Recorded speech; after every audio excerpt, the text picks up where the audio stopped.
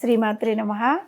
శ్రీ లలిత సహస్రనామంలో 924 నామము ధరస్మేర ముకాంబుజ.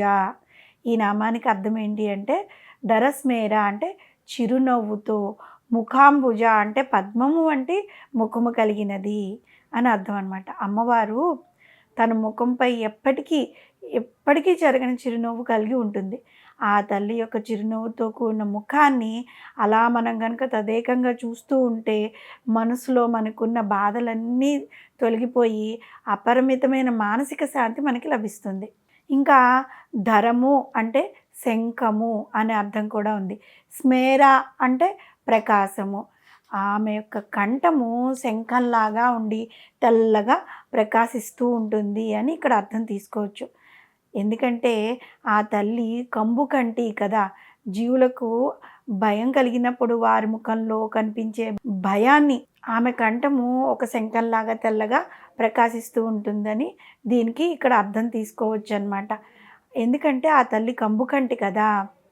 మామూలుగా మనకి ఏదైనా భయం కలిగినప్పుడు ముఖంలో భయం కనబడుతూ ఉంటుంది. ముఖంలో ఒక రకమైన భయం అంటే వాళ్ళ మొహంలో ఎక్కడ సంతోషము, నవ్వు అన్నది ఉండదు. చిరునవ్వు అనేది మనకి కనిపించదు. ఇంకా మనం చెప్పుకోవాలి అంటే ప్రళయాంత కాలంలో అందరి ముఖాల్లోనూ అంటే దేవతలతో సైతం కూడా భయము మొత్తం కమ్ముకుని ఉంటుందన్నమాట. కానీ ఎప్పటికీ జగన్మాత యొక్క అన్ని సర్వకాల సర్వావస్థలందు కూడా ముఖంపై చిరునవ్వు తొణికిసలాడుతూనే ఉంటుందన్నమాట. ఆ చిరునవ్వే ఈ సమస్త విశ్వాన్ని చైతన్యవంతంగా ఉంచుతుంది. అమ్మవారు భక్తుల్ని ఆదరించడంలో కూడిన ప్రసన్నమైన ముఖపద్మం కలిగి వారిని తన హక్కును చేర్చుకుని స్వాంతం కలిగిస్తుంది. అంబుజము అంటే పద్మము అని అర్థం ఉంది. విచ్చుకోకుండా మొగ్గగా ఉన్న పద్మము ఒక రకమైన ఆకర్షణ కలిగి ఉంటుందన్నమాట. పూర్తిగా విచ్చుకున్న పద్మము ఇంకొక రకమైన ఆకర్షణ కలిగి ఉంటుంది.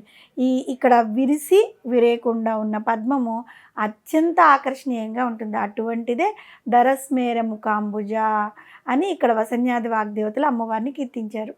ముఖపద్మంపై ఎప్పటికీ వాడని చిరునవ్వు ఉంటుందన్నమాట.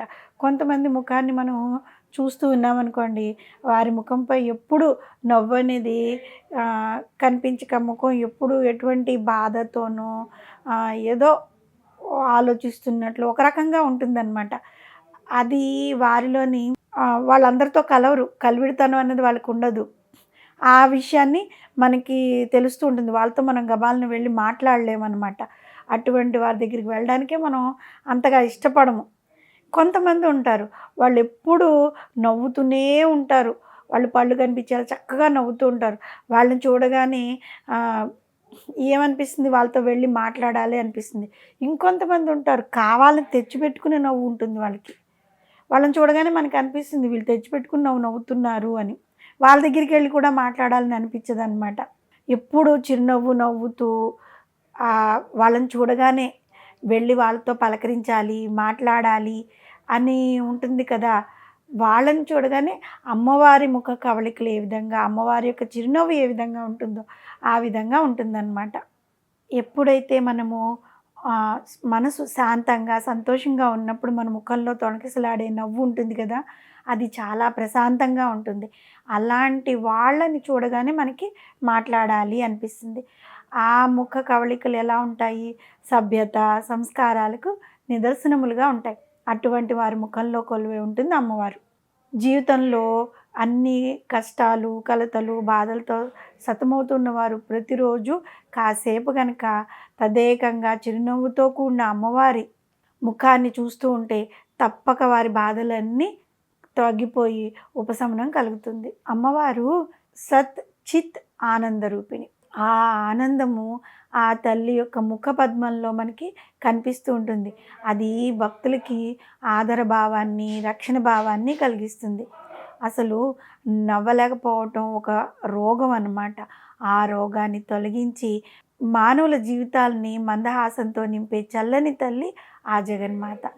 జగన్మాత కంచి కామాక్షి అనుగ్రహానికి పరిపూర్ణంగా పాత్రులైన మూకశంకరులు తన మూక పంచశతిలోని మందస్మిత శతకంలోని 3వ శ్లోకంలో అమ్మవారి యొక్క చిరునవ్వును ఎంత అద్భుతంగా వివరించారు అంటే, కర్పూరం లాంటి తెల్లని కాంతులను లెక్కలేనివిగా చేసేవి నీ చిరునవ్వులు. వెన్నెల కాంతులకు దురదృష్టమును కలిగించేవి. అందమైన మల్లెల కాంతులను త్రోసిరాజినేవి అయినటువంటి అమ్మ యొక్క లలితమైన తెల్లని చిరునవ్వుల కాంతులు నా కోరికలను తీర్చుగాక అని మూకశంకర్లు రాశారు. పద్మం వంటి ముఖంపై ఎప్పటికీ వాడిని మందహాసం కలిగి ఆ చిరునవ్వే తన భక్తుల పాలిటి రక్షణ కవచమై వారి బాధలన్నింటినీ తొలగిస్తూ ఈ సమస్త విశ్వాన్ని చైతన్యవంతంగా చూసే విధంగా ఆ తల్లి యొక్క ముఖము చిరునవ్వు మనల్ని ఎప్పుడూ రక్షిస్తూ ఉంటుంది. శ్రీమాత్రే నమః.